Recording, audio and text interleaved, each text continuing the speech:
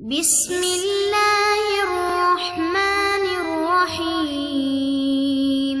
السلام علیکم ورحمۃ اللہ وبرکاتہ۔ امید ہے کہ آپ سب اللہ کے فضل و کرم سے خیر و عافیت سے ہوں گے اور ایمان کی بہترین حالتوں میں ہوں گے۔ آج ہم کتاب سنن نبی داؤد کا سبق نمبر 52 پڑھیں گے، یعنی کہ کتاب الاشربہ کا 12واں حصہ۔ تو جیسا کہ ہم کتاب الاشربہ کے مختلف عنوانات کو پیچھے تفصیل کے ساتھ پڑھ کے آئے ہیں، تو آج بھی انشاءاللہ اگلے عنوانات کو تفصیل کے ساتھ پڑھیں گے۔ تو پہلے یہ باب دیکھیے، بابو فی الشرب من ثلمۃ القدح، یعنی کہ پیالے کے سوراخ سے پینا، اس کا کیا حکم ہے۔ تو پہلے حدیث کی عبارت دیکھیے، بسم اللہ الرحمن الرحیم۔ وبه قال حدثنا احمد بن صالح قال حدثنا عبد الله بن وهب قال اخبرني قرة بن عبد الرحمن عن ابن شهاب عن عبيد الله بن عبد الله بن عتبة عن ابي سعيد الخدري انه قال نهى رسول الله صلى الله عليه وسلم عن الشرب من ثلمة القدح وان ينفخ في الشراب۔ ابو سعید خدری رضی اللہ تعالی عنہ سے روایت ہے کہ نبی کریم صلی اللہ علیہ وسلم نے منع فرمایا کہ اس بات سے کہ پیالے کے سوراخ یا اس کے ٹوٹے ہوئے حصے سے پیا جائے، اور اس بات سے کہ پانی یا مشروب میں پھونکا جائے۔ یہ جو منع کرنا ہے تو یہ نہیں تنزیہی پر محمول ہے، اور پیالے یا پلیٹ میں ٹوٹی ہوئی جگہ کی بالعموم ایسا ہوتا ہے کہ صفائی نہیں ہوتی، اس لیے ہو سکتا ہے کہ وہ جگہ ہونٹوں کو زخمی کر دے، یا پھر پیتے وقت مشروب ہونٹوں سے باہر گرنے لگے، جو کسی طرح مناسب نہیں۔ ایسے ہی پانی، چائے، دودھ یا دوسری خوراک میں پھونک مارنا وہ بھی کسی طرح سے جائز نہیں ہے، مگر دم کے لیے پھونک مارنے میں اس میں اختلاف ہے۔ کچھ علماء کرام عموم کے تحت اسے بھی ناجائز قرار دیتے ہیں، جبکہ کچھ علماء کرام کا موقف یہ ہے کہ دم میں سورۃ فاتحہ اور مسنون دعائیں پڑھنے کی وجہ اس میں کچھ تاثیر پیدا ہو جاتی ہے، اس لیے دم کر کے پھونک مارنا جائز ہے۔ اگلا باب دیکھیے، بابو فی الشرب فی آنیۃ الذھب والفضۃ، یعنی کہ سونے چاندی کے برتن میں پینے کا بیان۔ حدیث کی عبارت دیکھیے، وبه قال حدثنا حفص بن عمر قال حدثنا شعبۃ عن الحکم عن ابن ابی لیلى قال كان أزيفة بالمدائن فاستسقى فأتاه دهقان بإناء من فضة فرماه به وقال إني لم أرمه به إلا أني قد نهيته فلم ينتهي وإن رسول الله صلى الله عليه وسلم نهى عن الحرير والدباج وعن الشرب في آنية الذهب والفضة وقال هي لهم في الدنيا ولكم في الآخرة۔ ابن ابی لیلہ فرماتے ہیں کہ ایک بار حضرت حذیفہ رضی اللہ تعالی عنہ مدائن میں تھے، انہوں نے پانی طلب کیا تو ایک کسان ان کے پاس چاندی کے ایک برتن میں لایا، انہوں نے اسے پھینکا اور فرمایا کہ بے شک اسے میں نہ پھینکتا، لیکن میں نے اس کسان کو پہلے بھی منع کیا تھا اس سے، لیکن وہ باز نہ آیا، حالانکہ نبی کریم صلی اللہ علیہ وسلم نے ریشم، دیباج، یہ ایک قیمتی کپڑے کے نام ہیں، اور سونے چاندی کے برتن میں پینے سے منع فرمایا ہے، اور آپ صلی اللہ علیہ وسلم نے فرمایا کہ یہ چیزیں کفار کے لیے ہیں دنیا میں اور تمہارے لیے ہیں آخرت میں۔ تو مطلب اس حدیث کا یہ بیان کیا گیا کہ سونے چاندی کے برتنوں کا استعمال کافروں کی عادت ہے، اس لیے کافروں کی عادت اختیار کرنا مسلمانوں کے لیے منع ہے، اور جو شخص دنیا میں اللہ کی منع کردہ اشیاء سے پرہیز کرتا ہے جنت میں اسے خاص نعمتیں حاصل ہوں گی انشاءاللہ، اللہ اس کو اپنی رحمت سے خاص نعمتوں سے نوازے گا۔ تو حدیث میں یہ جو ذکر کیا گیا کہ حضرت حذیفہ کے پاس پانی لایا گیا تو انہوں نے اس کو پھینک دیا، تو اس کا مطلب یہ ہے کہ میں نے اسے پہلے ہی ان برتنوں کے استعمال سے منع کر دیا تھا، لیکن منع کرنے کے باوجود جب یہ باز نہیں آیا تبھی میں نے اس کے لائے ہوئے پانی کو پھینک دیا تاکہ آئندہ اس کا خیال رکھے۔ اور پھر حدیث میں ریشم اور سونا جو استعمال کرنے سے منع فرمایا، یعنی ان کے برتنوں کا یا ویسے استعمال کرنے سے منع فرمایا، تو ریشم اور سونا بطور زیور اور لباس کے یہ عورتوں کے لیے حلال ہیں، مردوں کے لیے جو ہے وہ صرف چاندی جو ہے وہ مباح ہے، جبکہ سونا اور ریشم حرام ہیں۔ سونے چاندی کے برتن سبھی کے لیے حرام ہیں، چاہے عورت ہو چاہے مرد، برتن کسی کے لیے بھی حلال نہیں ہے سونے یا چاندی کے۔ اسی طرح ریشمی بچھونا بھی مردوں کے لیے بالاتفاق حرام ہے اور عورتوں کے لیے بعض لوگ حلال سمجھتے ہیں اور بعض ائمہ اس کو حرام سمجھتے ہیں، لیکن احتیاط اسی میں ہے کہ نہ استعمال کیا جائے، اس سے کفار کی مشابہت کا بھی خطرہ ہے۔ اور دوسرا نبی کریم صلی اللہ علیہ وسلم کا یہ فرمان کہ یہ چیزیں کفار کے لیے ہیں دنیا میں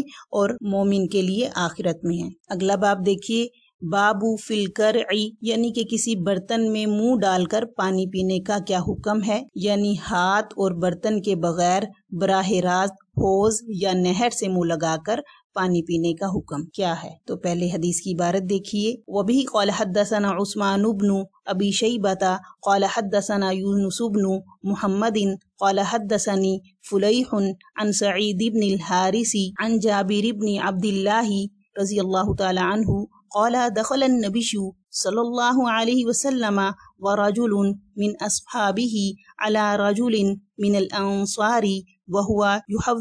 يحول الماء في حائطه فقال رسول الله صلى الله عليه وسلم إن كان عندك ماء بات هذه الليلة في شن وإلا كرعنا قال بل عندي ماء بات في شن۔ حضرت جابر بن عبداللہ رضی اللہ تعالی عنہ نے فرمایا کہ نبی کریم صلی اللہ علیہ وسلم ایک مرتبہ اپنے ایک صحابی کے ساتھ ایک انصاری شخص کے باغ میں گئے۔ وہ انصاری اپنے باغ کو پانی دے رہا تھا۔ نبی کریم صلی اللہ علیہ وسلم نے فرمایا کہ اگر تمہارے پاس مشکیزے میں آج رات کا پانی ہے تو ہمیں دو، ورنہ ہم تالاب وغیرہ سے منہ لگا کر پی لیں گے۔ انہوں نے فرمایا کہ کیوں نہیں، میرے پاس مشکیزے میں رات کا پانی موجود ہے۔ تو دیکھیے اس حدیث سے معلوم ہوا کہ نہر یا نالی اور دریا سے پانی لگا کر، یہاں نالی وہ ہے جو نہروں کے پانی کو جمع کرنے کے لیے بنائی جاتی ہے، اور دریا سے منہ لگا کر پانی پی لینا اس صورت میں صحیح ہے، اس صورت میں جائز ہے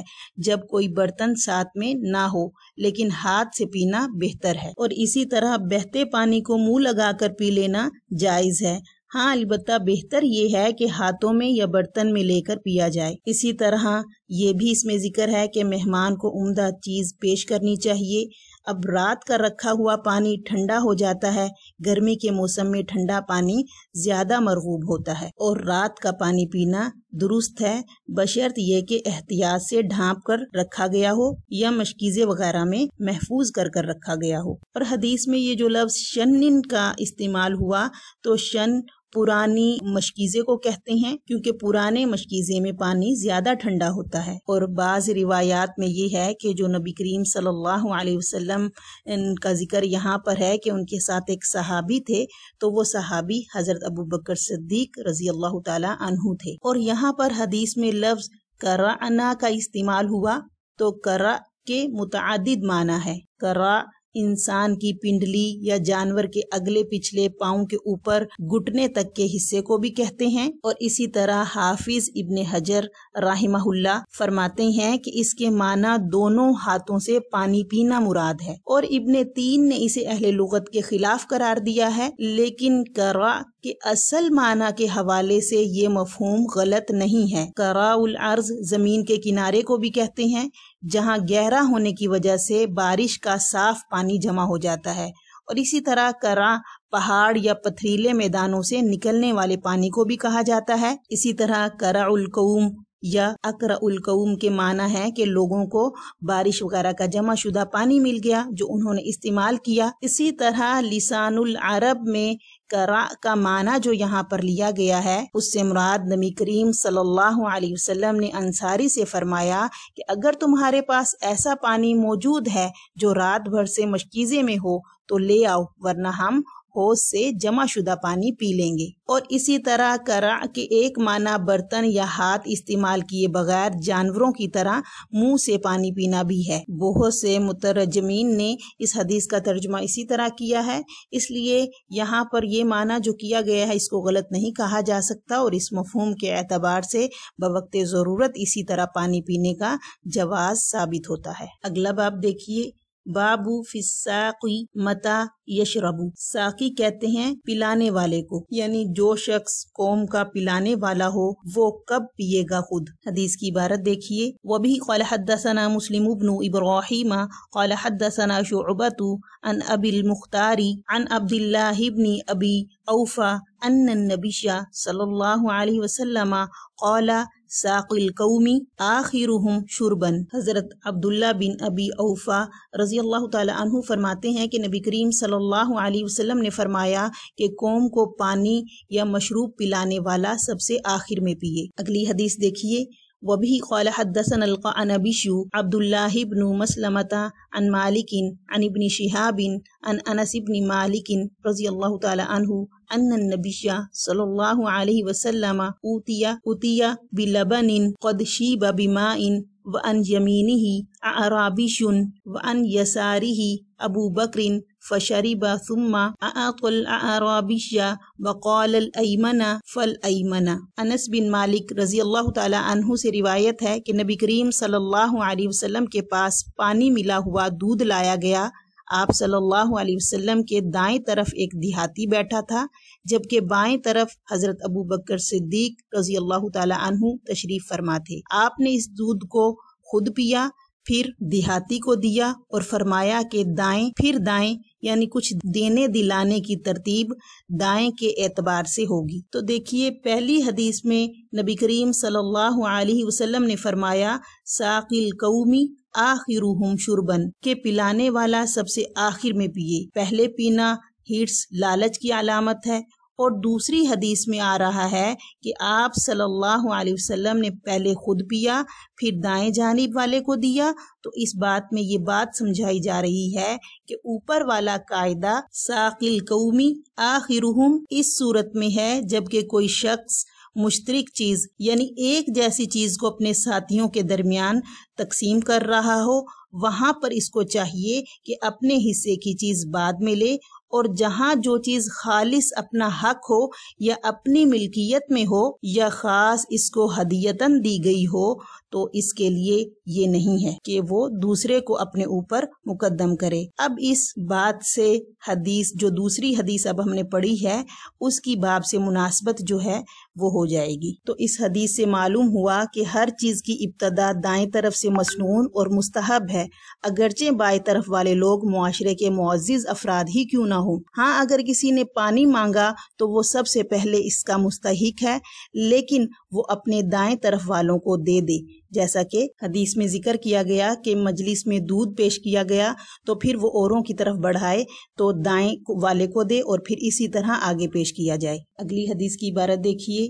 وبه قال حدثنا مسلم بن ابراہیم قال حدثنا ہشام عن ابی اسقام عن انس بن مالک رضی اللہ تعالی عنہ ان النبی صلی اللہ علیہ وسلم كان اذا شرب تنفس ثلاثا وقال هو اہنأ وامرأ وابرأ۔ حضرت انس بن مالک رضی اللہ تعالی عنہ فرماتے ہیں کہ نبی کریم صلی اللہ علیہ وسلم جب پانی پیا کرتے تھے تو 3 مرتبہ سانس لیتے، یعنی 3 سانس میں پیتے، اور آپ صلی اللہ علیہ وسلم نے فرمایا کہ ایسا کرنا زیادہ پیاس بجھاتا ہے اور کھانا بھی خوب ہضم ہوتا ہے اور زیادہ صحت کا ضامن ہے۔ تو دیکھیے یہاں پر ذکر کیا گیا ہے کان اذا شرب تنفس ثلاثا، یعنی کہ یہ 3 مرتبہ سانس لینا یہاں مراد ہے۔ پھر آگے اہنأ کا لفظ ہے، یعنی خوب لطف اندوز ہونا، امرأ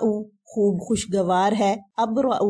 خوب صحت بخش ہے۔ یہ سب پینے کے آداب ذکر کیے گئے ہیں۔ 3 بار سانس لینے کا مطلب یہ ہے کہ تھوڑا سا پانی پی کر برتن منہ سے ہٹا لیا جائے، پھر دوبارہ پیا جائے اور پھر تیسری بار پانی پیا جائے۔ تو معلوم ہوا کہ پینے والی چیز 3 سانس میں پی جائے اور سانس لیتے وقت برتن سے منہ ہٹا کر سانس لیا جائے۔ اس سے معدے پر ایک ہی بار پینے سے بوجھ نہیں پڑتا اور اس میں حیوانوں سے بھی مشابہت نہیں پائی جاتی۔ اور دوسری بات یہ ہے کہ پانی کے برتن میں سانس لینے سے تھوک اور جراثیم وغیرہ جانے کا جو خطرہ ہے اس سے حفاظت ہو جاتی ہے۔ ہمارا آج کا سبق یہاں مکمل ہوا، انشاءاللہ اگلے سبق کے ساتھ پھر حاضر ہوں گے۔ والسلام ورحمۃ اللہ وبرکاتہ۔